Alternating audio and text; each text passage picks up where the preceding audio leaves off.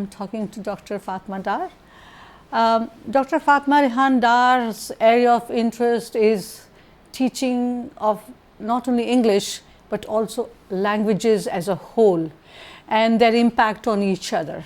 So she's going to talk, we are going to talk about the role of mother tongue in language teaching and in instructions, basically teaching other subjects also in using the mother tongue. Basically, the focus is going to be mother tongue, usage of mother tongue in teaching generally. Let's talk about your area of interest and expertise, I should say.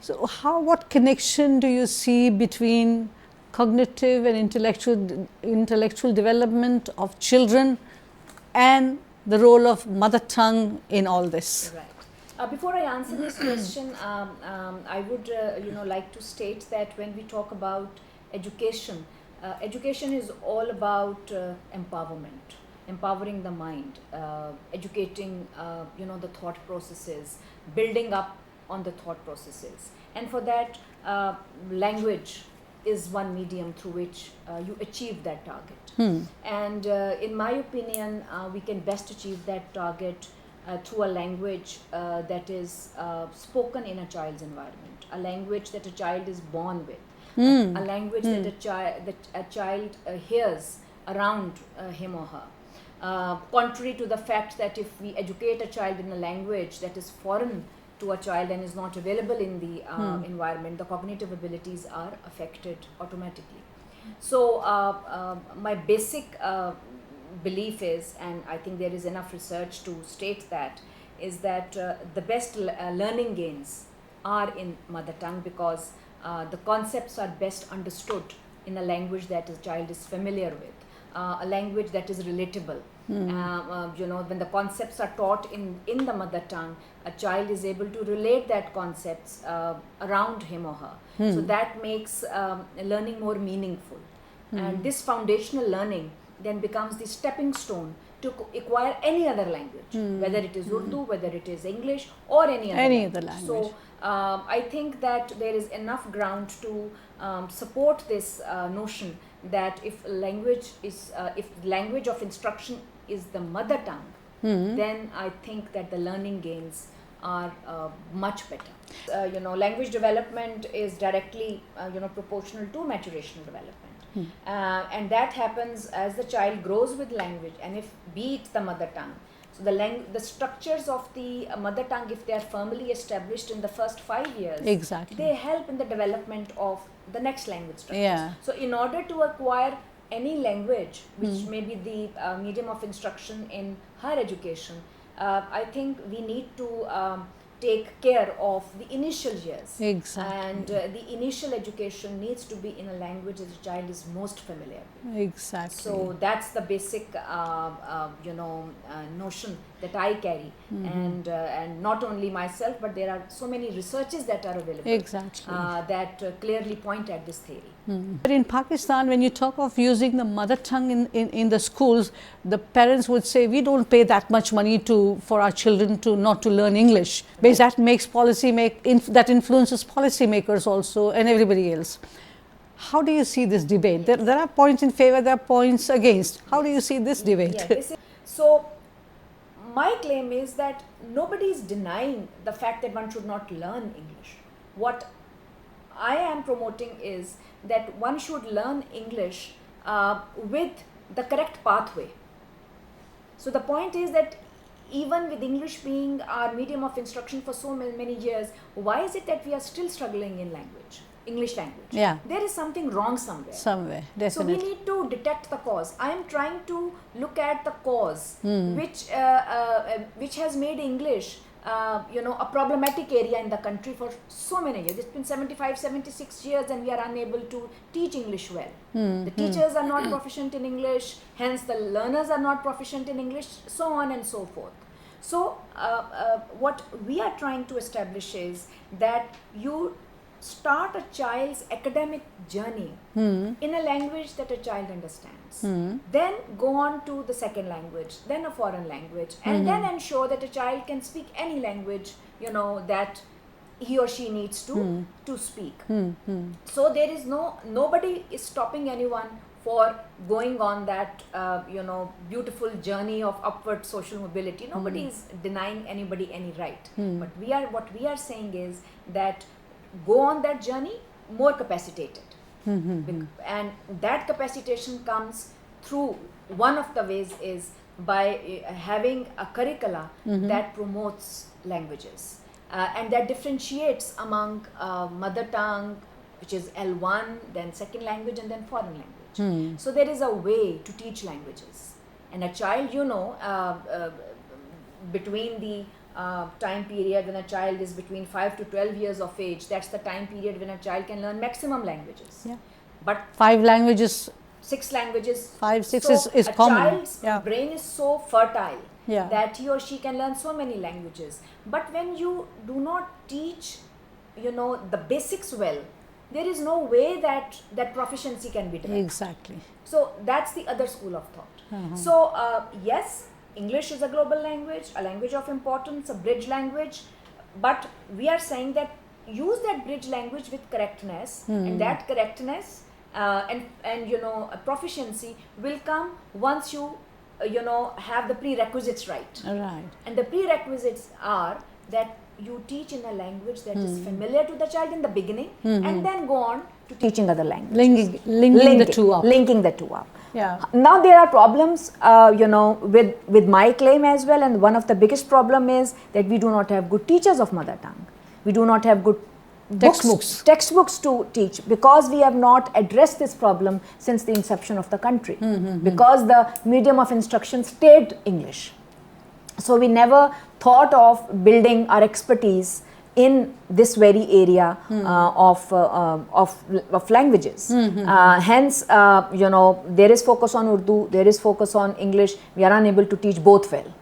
But we don't create the connections actually, correct? Yes. The teachers are not trained to create those connections that can lead to language development. Right. The constitutional commitment labels the mother tongues as national language also. If you look at the constitution, Really? I didn't. yes.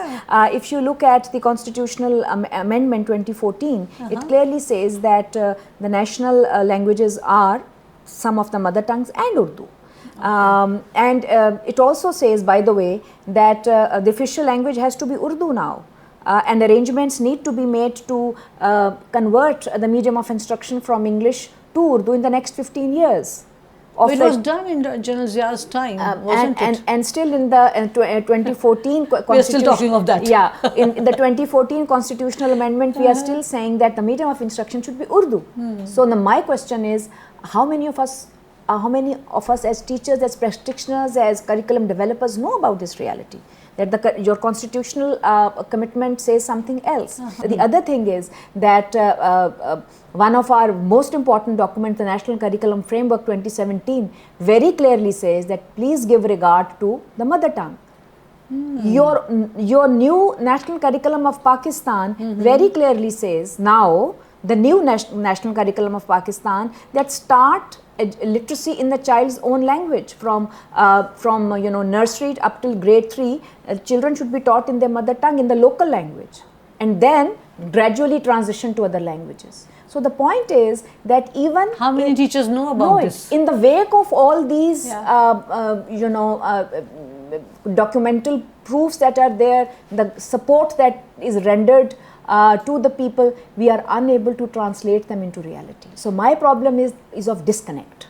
The question that you are asking about how to address these problems, for me the basic point is the right person at the right place. That is we need to understand, for a person to think about these issues, to materialize these issues, they need to understand about the local problems. Yeah. You see, we need to understand that we are a diversely networked country in terms of its socio-linguistic reality. We are a country which very proudly claimed that we spoke more than 70 languages a while ago, but now some of the languages unfortunately are on their way to extinction. Majority of the people in Pakistan are Punjabi speakers. If you look at the I've seen the British Council report, the statistics. However, Punjabi is more of an oral language, and languages that are oral, they are more likely to die down with time because of the dearth of a written script. Sindhi stands as a strong language because it has its own. It has literature that goes back and it centuries. has a rich history. It has its rich culture, which is still preserved, Yeah. which is a very healthy sign. And then you need to acknowledge, respect languages. As you just pointed out in the very beginning, that the parents are not happy that our children are not taught in English. So we need to build awareness. Yeah. The point is that the schools, especially the private schools, have taken a very customer-based approach. It's a very commercial venture that schooling, unfortunately, have become, and I call it a very dehumanizing experience. It is. I agree with you. It is a dehumanizing experience where it's a consumer-based approach that we are following. Education has become a corporate.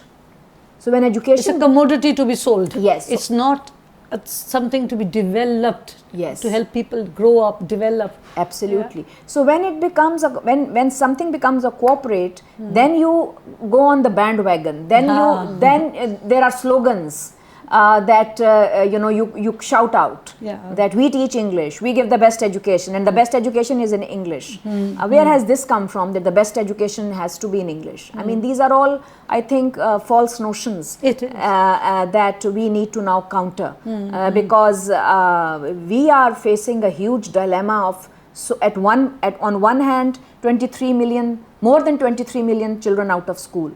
We have not addressed them at all. And the ones who are in school, many of them face the threat of being dropped out because of poor teaching learning conditions. Yeah. And the ones who are in school and continuing, we are not giving them the right education. So it is, I mean, it's a deep, I would say a deep trouble that we are in. And still we are not addressing it because awareness is not raised. We don't have the right people at the right place. We don't have efficient textbook developers.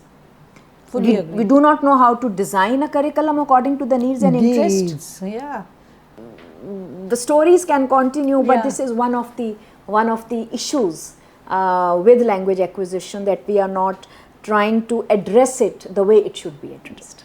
Before we end, I would be interested in knowing what message would you have for SPELT and SPELTers.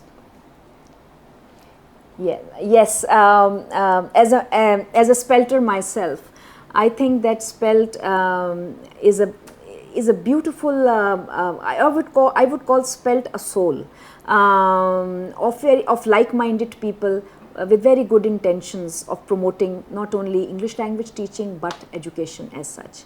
So we need to keep building these professional communities. So my message to SPELT as well as SPELTers and the ones who are going to join SPELT is that come in the fold of SPELT and enjoy the professional learning community that SPELT is. And one other message that I would like to give is that we need to continue the dialogues. Yeah. The debates and the dialogues, the academic dialogues are extremely important. And apart from the conferences that we hold, these dialogues must continue. Like this whole issue of mother tongue instruction, we need to build awareness. So these dialogues in the form of seminars and debates and informal discussions, they must continue. And we can go to different institutions to talk about it and grow together. So thank you very much, Doctor.